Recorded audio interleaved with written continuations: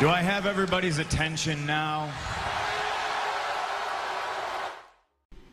Yo, bien sûr, Catch la chaîne On Parle Catch. Aujourd'hui, je vais vous faire une vidéo preview du Monday Night Raw du 1er juin 2020.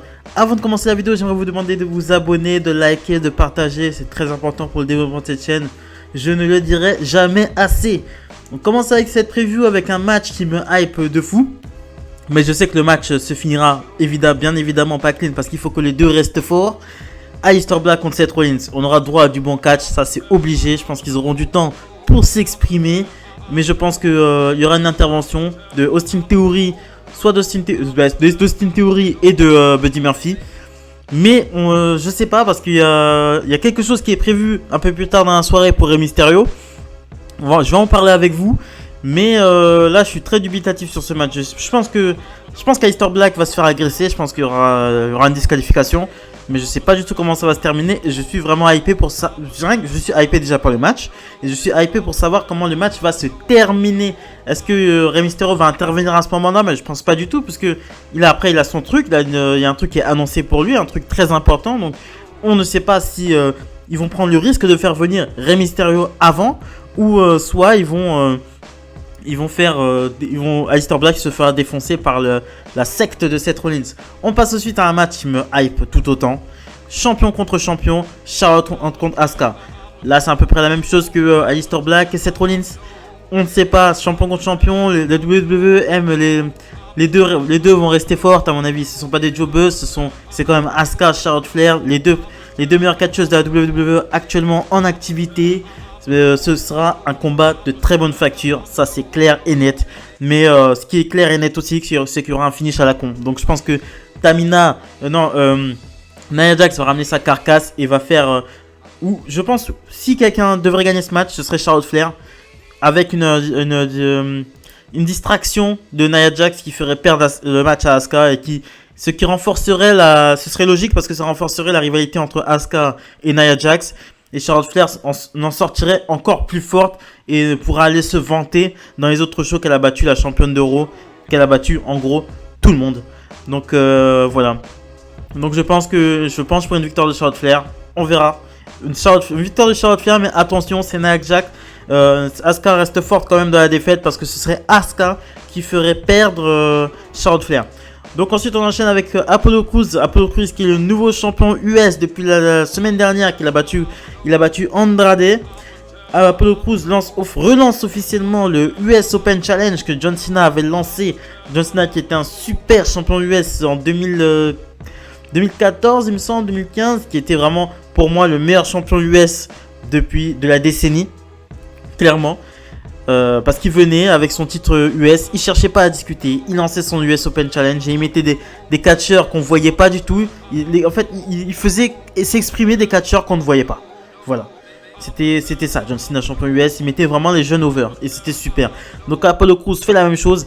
Je pense que pour cette ouverture d'Open Challenge, ce sera tout simplement Andrade qui viendra essayer de reconquérir son titre US qu'il a perdu la semaine dernière. Où j'aurais bien vu moi aussi, Angel Garza. Il avait l'air la semaine dernière, il y avait une petite interview avec non, c'était pas Carlos Caruso, mais c'était voilà.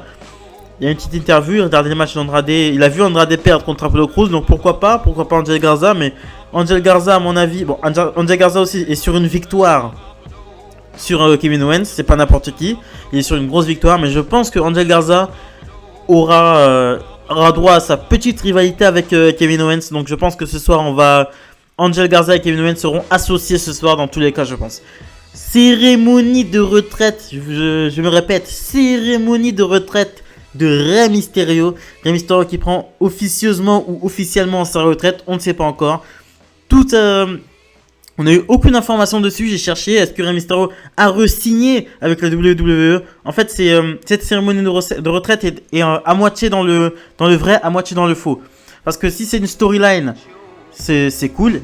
Si c'est une vraie cérémonie de retraite, on sera ému. Donc là, j'attends ça avec vraiment impatience. Ça fait longtemps qu'un segment à Raw ne m'avait pas autant hypé. Le dernier segment qui m'avait hypé, je crois que c'était Mariage Bobby Lashley. Non, je rigole. Voilà, grave hypé. La question est de savoir si c'est vrai ou faux. Mais je pense que Rey Mysterio a re-signé avec la WWE tout simplement parce que son fils, il veut faire entrer son fils à la WWE et il est en train de coacher son fils pour faire signer son fils à la WWE, il faut que lui-même soit à la WWE parce que son nom, c'est un grand nom, Rey Mysterio, et son nom peserait sur la balance.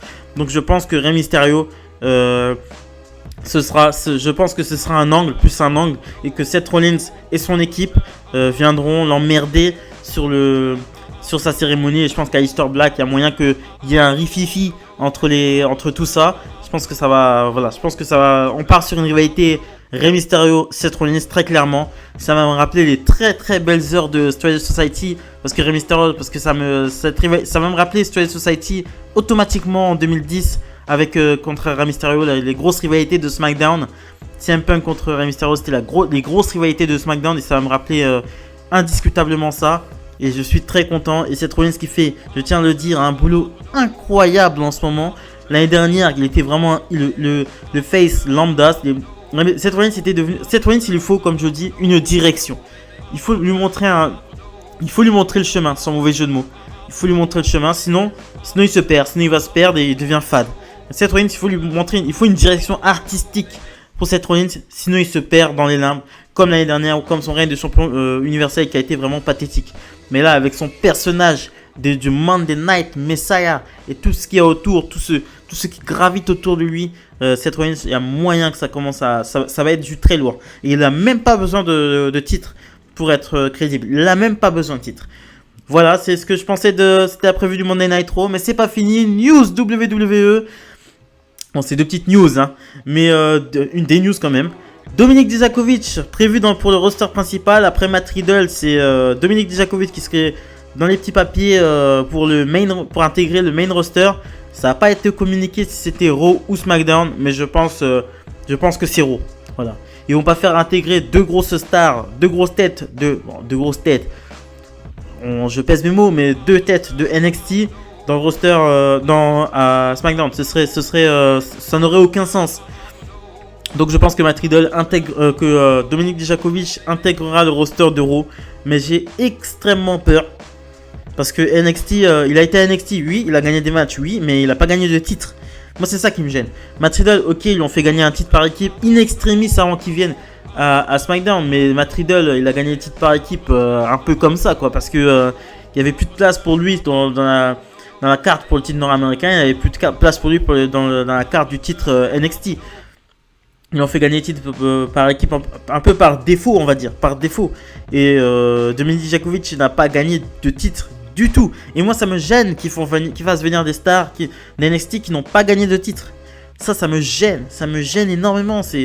Pour moi, c'est soit le champion nord-américain dès qu'il perd son titre, ou soit le champion NXT dès qu'il perd son titre. Ils peuvent partir dans le roster principal, mais si tu n'as pas gagné de titre NXT ou de titre nord-américain, ça sert strictement à rien d'aller dans le roster principal. Et Dominic Dijakovic je pense qu'il avait encore des choses à donner à NXT. Matt Riddle, ok, il n'y a pas de souci, il a un personnage, il a quelque chose de vraiment spécial. Matt Riddle a quelque chose de spécial. Mais Dominic Dijakovic, je pense que sa place était à NXT pour nous faire encore des très très bons matchs, parce que c'est un très très bon catcheur et un excellent athlète. Et je pense que sa place était à NXT et il devait rester à NXT. Je pense qu'il va se perdre dans le main roster. Et ça, c'est extrêmement dommage. C'est extrêmement dommage. Ce qui nous mène à l'autre sujet, Samoa Joe en permanence aux commentaires. Samoa Joe s'est retrouvé aux commentaires à peu près 2-3 semaines, je crois, parce qu'il a été il s'est blessé au mois de février. Il s'est blessé en faisant un springboard. Il s'est blessé aussi sur un tournage d'une pub. Et là, au jour d'aujourd'hui, il n'a toujours pas reçu le feu vert des médecins pour remonter sur le ring. Mais la WWE penserait à mettre Samoa Joe en permanence aux commentaires, tout simplement parce que déjà il est bon.